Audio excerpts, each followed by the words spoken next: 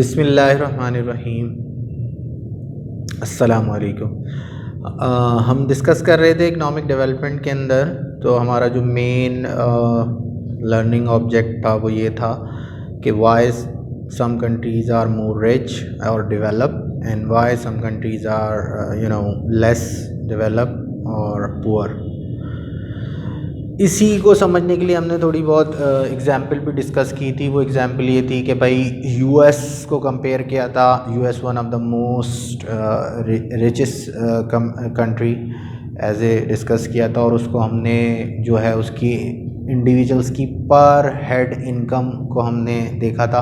और most poorest country के अंदर हमने अफ्रीका को देखा था, जिसकी $600 यूएस डॉलर और पाकिस्तानी अराउंड 90,000 रुपीज़ बनते हैं पर ईयर की इनकम के, उसको हमने देखा था। मिडिल में हमने मैक्सिको की एग्जांपल ली थी, और मैक्सिको की मेरे ख्याल से 17,500 यूएस डॉलर और वो around 26,000 US rupees something Pakistani rupees बनते हैं। तो हमने ये डिस्कस किया कि ये इतना डिफरेंस क्यों है, लाइक यूएस का स्टैंडर्ड ऑफ लिविंग इतना हाई क्यों है और अफ्रीका के अंदर इतना पुअर क्यों है। तो इन दो एक्सट्रीम को अगर हम लें तो हमें वी नीड टू डिस्कस और वी नीड टू अंडरस्टैंड कि ये फैक्टर हमें फाइंड आउट करने होंगे, वो एलिमेंट हमें फाइंड आउट करने होंगे कि कंट्रीज़ के दरमियान इतना डिफरेंस क्यों है। वो कौन सी ऐसी चीज़ें हैं जो साउथ अफ्रीका के अंदर या सेंट्रल अफ्रीका के अंदर नहीं है, और जो यूएस के अंदर है वो कौन सी ऐसी चीज़ें हैं। तो उनको डिस्कस करने के लिए हमने ये एक मॉडल बनाया है कि हम चीज़ों को समझें।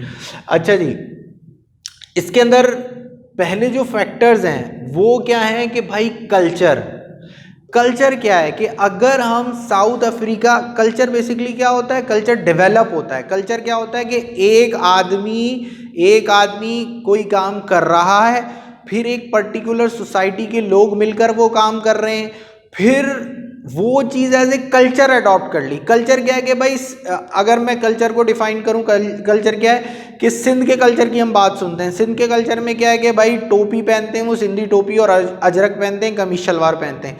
तो ये सिंध का कल्चर कैसे बना कि मेजॉरिटी, अगर आप इंटीरियर में चले जाएं तो मेजॉरिटी ऑफ पीपल जो हैं वो इस तरह से ड्रेसअप होते हैं, वो शादियां इस तरह से करते हैं। जब उनके यहाँ खुदा ना खास्ता किसी की डेथ हो जाती है वो किस तरह से करते हैं, तो वो क्या रिपीटेडली ये काम करते हैं तो उनका कल्चर बन जाता है। तो इसी तरह अब कल्चर इसमें बहुत ज़्यादा मैटर करता है। देखें, अब अगर हम चाइना की एग्जाम्पल लें तो चाइना के कल्चर में ये बात है कि वो लोग 12 आवर्स, मोर देन 12 आवर काम करते हैं।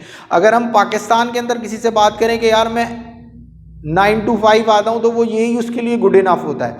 वो 9 to 5 जाने के बाद, घर पे जाने के बाद वो जो है सो जाता है, और वो एक ऐसे एक्सप्रेस करता है कि मैं बहुत थक गया हूँ। इवन कि वो किसी जॉब ऑफिस में करके आ रहा होता है या कहाँ करके आ रहा होता है जहाँ एसी चल रहा है, मगर वो फिर भी ऐसे प्रिटेंड करता है।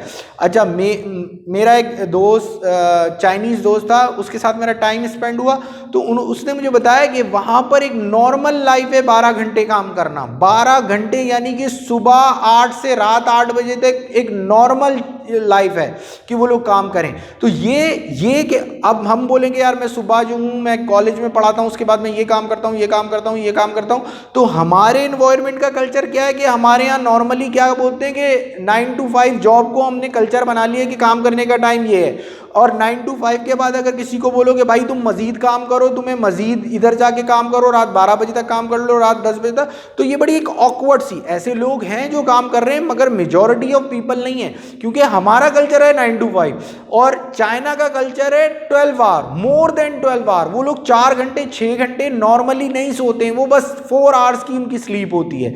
जो मैंने उनको खुद एक्सपीरियंस किया, मेरे दोस्त है वो, तो उनके यहाँ बहुत ज़्यादा हार्ड वर्क है, इसलिए आज उनकी इकोनॉमी वहाँ, हमारे यहाँ इधर अगर एजुकेशन आप देखें तो हमारे यहाँ ग्रेजुएट आपको शहरों में मिल जाएंगे, गांवों में ग्रेजुएट भी नहीं मिलेंगे।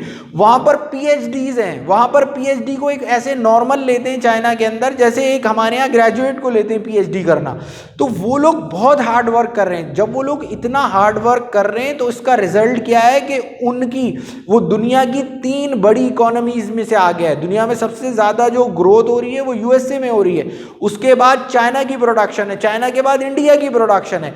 तो जो चाइना शुरू से ऐसा नहीं था, था, चाइना शुरू से ऐसा नहीं था। चाइना के अंदर क्या था, शुरू के अंदर इतनी ज़्यादा जो प्रॉब्लम आज हमारी इकोनॉमी के अंदर है ना, जो प्रॉब्लम आज पाकिस्तानी इकोनॉमी के अंदर है, वो सेम प्रॉब्लम चाइना के अंदर था शुरू के 40s 50s और 80s के अंदर। तो वहाँ पर इतनी ग्रोथ नहीं थी ना, वहाँ पर इतनी डेवलपमेंट थी। ये ग्रोथ और डेवलपमेंट तब आई है जब उन्होंने इन फैक्टर्स को फॉलो किया है, जब उन्होंने हार्ड वर्क शुरू किया है, जब वो मोटिवेट होकर काम करना शुरू किया है। तो वो क्या मोटिवेशन फैक्टर्स थे, तो उनको हम डिस्कस कर रहे हैं। तो कल्चर बहुत ज़्यादा इंपॉर्टेंट रोल प्ले करता है। कल्चर हमारा क्या है भाई, हमारे कल्चर में 9 to 5 जॉब है, और उस 9 to 5 की भी अगर हम बात करें कि मैं एक बेसिकली अगर मैंने भी काफ़ी जो है प्रोफेशनल लाइफ के अंदर जॉब्स की हैं, तो वहाँ पर क्या होता है कि जब हम 9 बजे ऑफिस में आते हैं तो 1 घंटा तो हमें रिलैक्स होने में लगता है। 10 बजे से हम काम शुरू करते हैं, फिर 1 बजे लंच टाइम हो जाता है, फिर उसके बाद 5 बजे। तो वो जो 9 to 5 है उसमें से भी हम 2 आवर्स हमारे रिलैक्सेशन के होते हैं, तो और काम का टाइम मिनिमाइज हो जाता है। तो हमारे यहाँ का ये कल्चर है, अगर इसको कोई बुरा नहीं समझता, ये एक नॉर्मल है, ये एक प्रोफेशनल लाइफ है कि हाँ भाई बंदा आता है, बैठता है, रिलैक्स होता है, चाय पीता है, फिर काम शुरू करता है।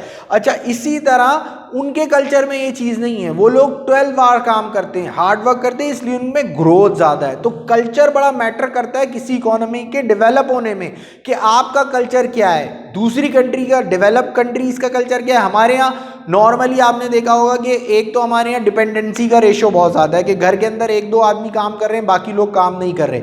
ज़रूरी नहीं है कि वो एजुकेटेड हो, अगर एजुकेटेड नहीं है तो कोई ना कोई वो काम से रिलेटेड हो।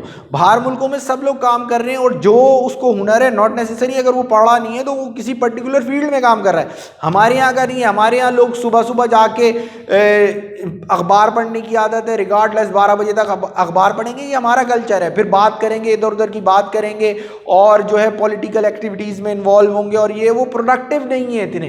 तो ये हमारा कल्चर है। और दूसरों का कल्चर क्या है, जो डेवलप इकोनॉमी है उनके अंदर वो लोग सुबह अर्ली उठते हैं, even they are non Muslim, मगर वो नॉन मुस्लिम है, वो नमाज पढ़ने के लिए नहीं उठते। हमारे यहाँ तो वैसे भी अर्ली उठना हमारी इबादत का हिस्सा है, और जो हम नहीं करते, वो लोग अर्ली उठते हैं और जॉब से जाते हैं और फिर 12 आवर्स काम करते हैं। उनके यहाँ सुबह 5 बजे उनके जो रेलवे स्टेशन भरे होंगे, जो ट्रांसपोर्ट है वो, क्योंकि सब लोग काम पे जा रहे हैं, वो लोग बहुत हार्ड वर्क करते हैं, इसलिए उनका ग्रोथ है। तो कल्चर बहुत इंपॉर्टेंट रोल प्ले करता है, ठीक है।